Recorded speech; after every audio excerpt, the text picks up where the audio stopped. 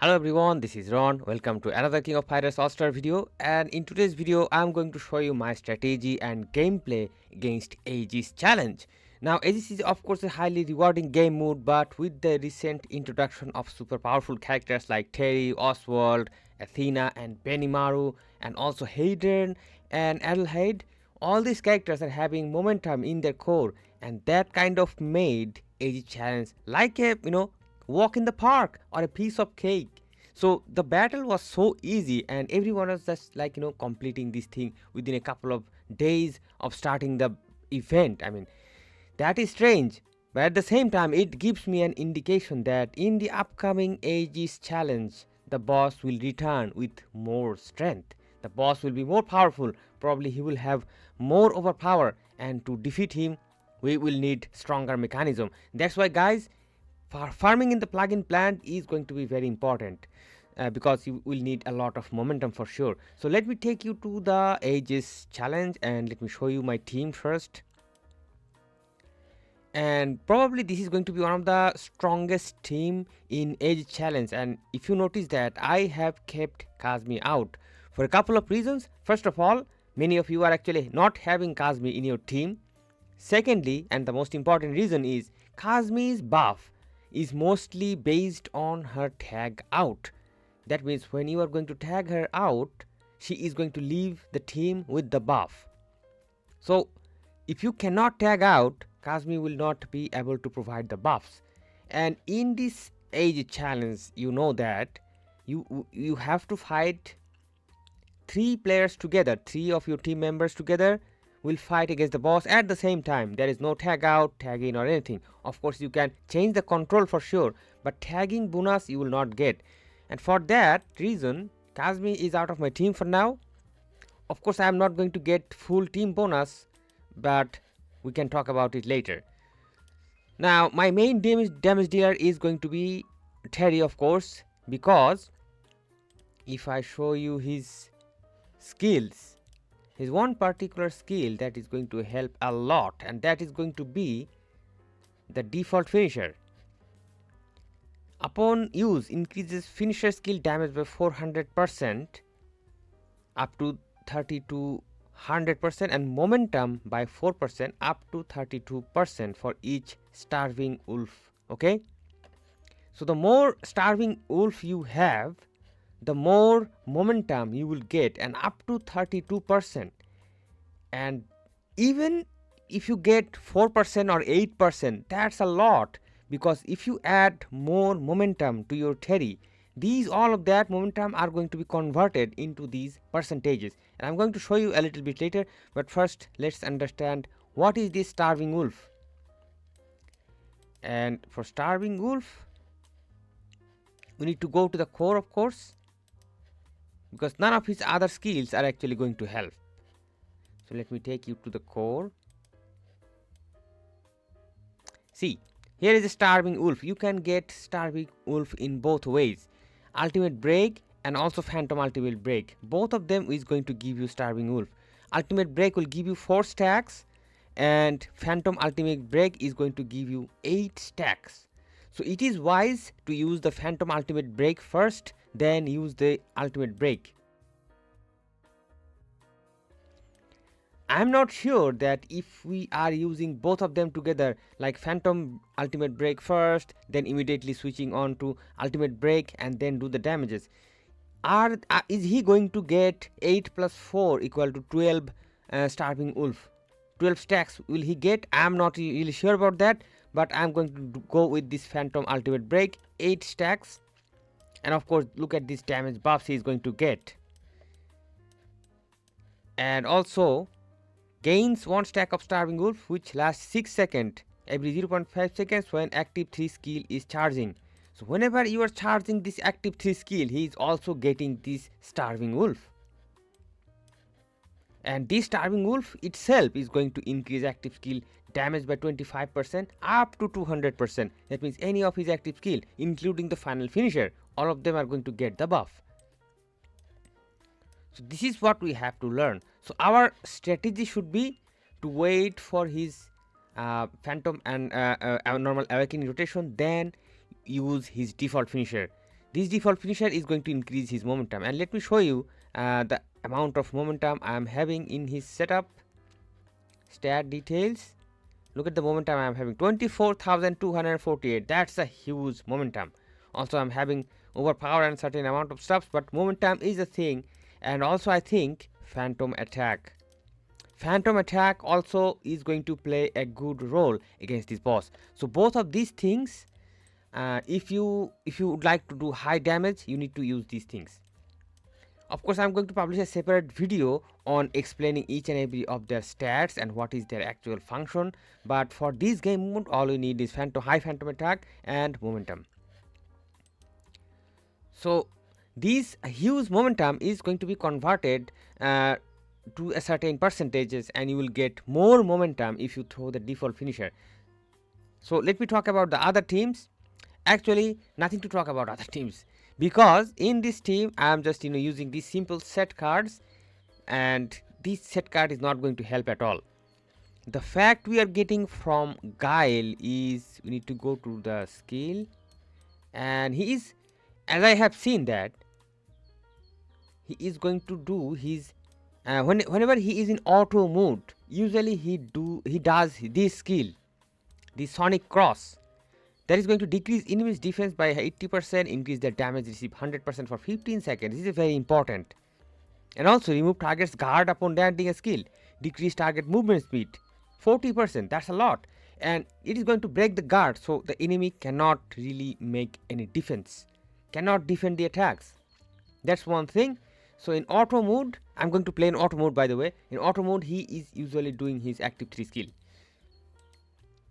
And about OSWALD, a very important character and a very complex mechanism, but I'm not really sure if I am using OSWALD in a correct way, because I kind of totally invested my time with Terry. And if you want to use OSWALD effectively against these sort of bosses that will require a lot of momentum and these sort of damages, you have to use his ultimate break. That means you should not use his phantom ultimate break at all, because this, as I have told you in my previous video, that phantom ultimate break is going to turn him into a damage dealer, but we don't want damage from OSWALD in this game mode.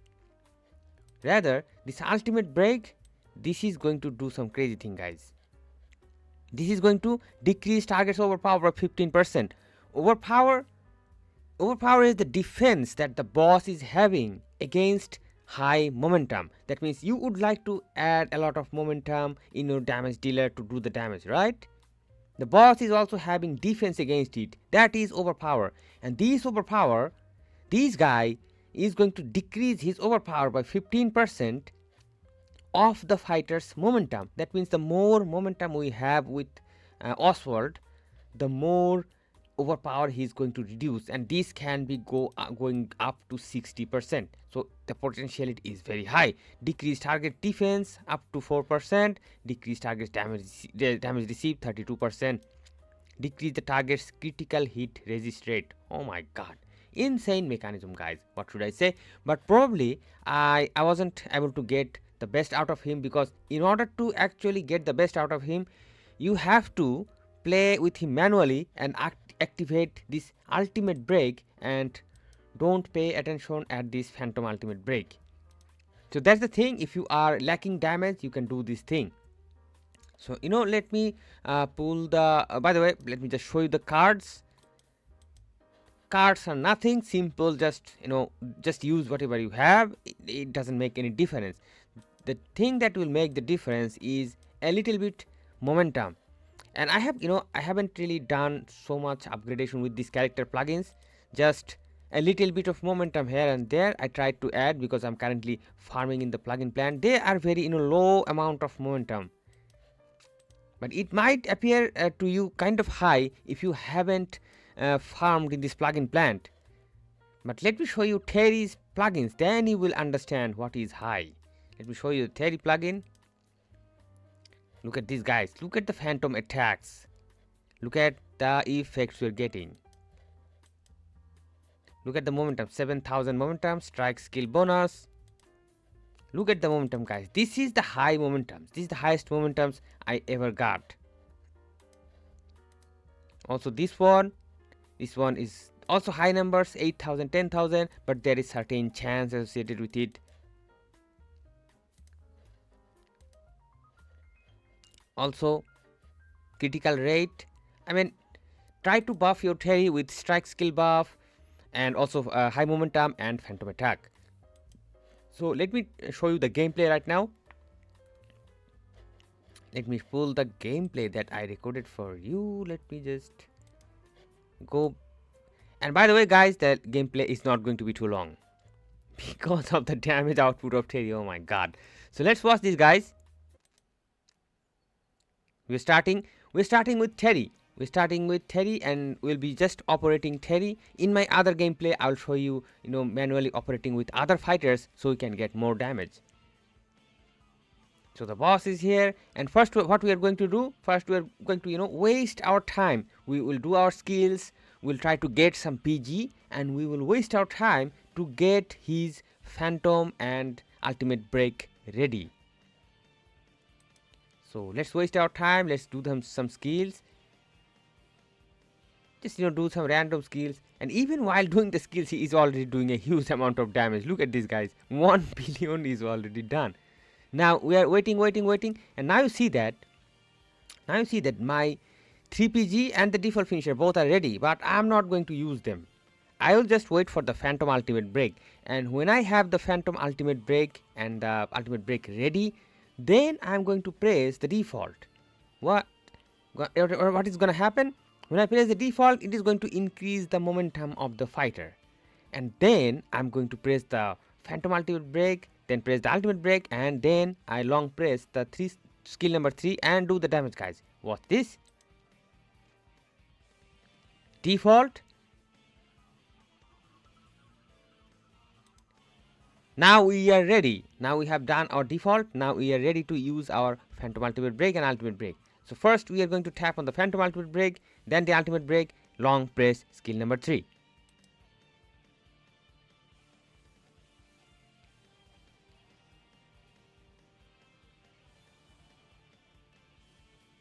Oh my god, look at this.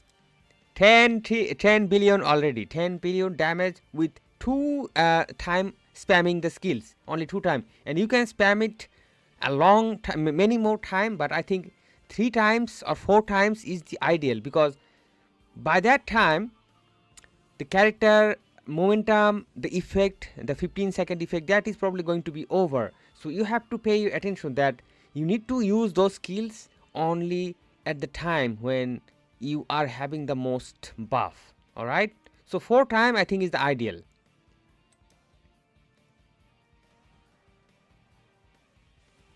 Oh my god, look at this, 15 billion already. Now what I'm going to do, so our skill number 3 operation is done. We have spammed enough skills. Now by this time your 3PG should be ready. Now this time I'm going to throw the main 3PG, because in this game mode if you throw the main 3PG, it's going to stall the timer. So as you can see, 33 seconds left still in the battle. If we keep on and as you can see that my ultimate break is still 11 seconds away from me. I have to still wait 11 seconds to get my ultimate break ready. So what I'm going to do, I'm going to do a 3PG, and it is going to stall the timer, and whenever the 3PG is going to be finished, my ultimate break and phantom ultimate break both are going to be ready guys. Watch this. By the way, he is very annoying, sometimes he does this thing, but okay, we do the 3PG. And by the way, if you are feeling some sort of experience that whenever boss is going to blast on you, you should try to avoid, the dodge button. If you use the dodge button, sometimes you will be saved, but you have to time it perfectly, because whenever the boss is going to throw his thunderbolt and do his big slap on the ground, you should save yourself, unless you might die. Alright, doing the 3PG. And look at this guys, there is a lot of mobs in this game mode. There is a lot of mobs, and there are certain plugins in the plugin plant which will give you a huge momentum buff based on the enemies that you have defeated. That means the more enemies you see here, if you are having those plugins with your fighter, they are going to increase the momentum of your fighter to a very high extent. So let's we are going to do now. You see that we still have 31 seconds because the timer was stalling, and both of our phantom and ultimate break both are ready. Our active 3 skill is also ready. Now we are going to do the spamming. Ideally we should wait, probably we should wait for the another default finisher, because 6 seconds away, we need only 6 seconds to get this default finisher. I could have waited for that, but I think my fighter is already very strong. We will see that.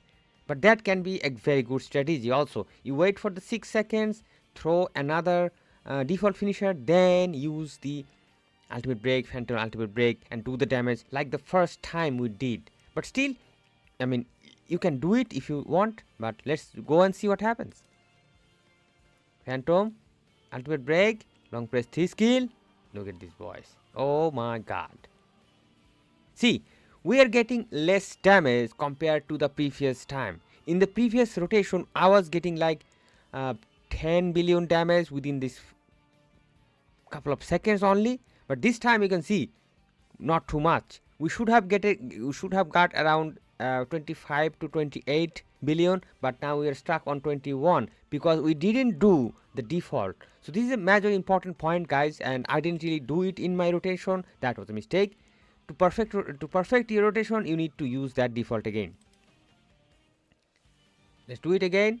But by the way, the boss is already dead. What should I say? The boss is already dead. So the death could have been easier if I used another default.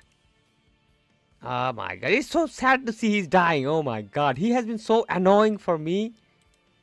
Holy crap. Look at this. 23 billion. I mean, this character is not even getting the enough chances to unleash his true damage potentials. He is dying. Now what they're saying? The boss has been defeated. Auto battle will end if it is active. I don't know what are the meaning, but in yesterday's video, I kind of asked a question that how this thing is going to work, because since I defeated the boss, how I will get the point, because my carnival is still undone. If I show you that I killed the boss, and I collected all the points, and what is the AEGIS? Look at this. It is not done. I'm still on 11,000 mark. And I kind of asked this question on YouTube, and one of the commenters, I think the name is Dead God Senpai. So thank you so much for your nice comment, and he kind of explained me this thing, that how it works. That is basically in a week maximum you can get 35 billion damage. That's all. You cannot get more than that. Of course you can play every day and you will get 225 of those points, and that's all. But 35 billion is the thing that you can get in a week maximum, not more than that. But in the next week you can also get another 35 billion. In that way you can complete this thing. And I think this has been really easy this time, but not so easy if you don't really have high momentum. To be honest, guys, if you even have a fully leveled up Terry, and if you haven't farmed in the plugin plant, you will still find this carnival a little bit difficult, and you still cannot kill the boss, because as I showed you that I added huge amount of momentum, and that made this job really possible. So thank you so much for watching. I hope this was helpful to you. Don't forget to support the content, support the channel, and I hope to see you guys soon in some other videos. Till then, stay awesome and peace out, my friends.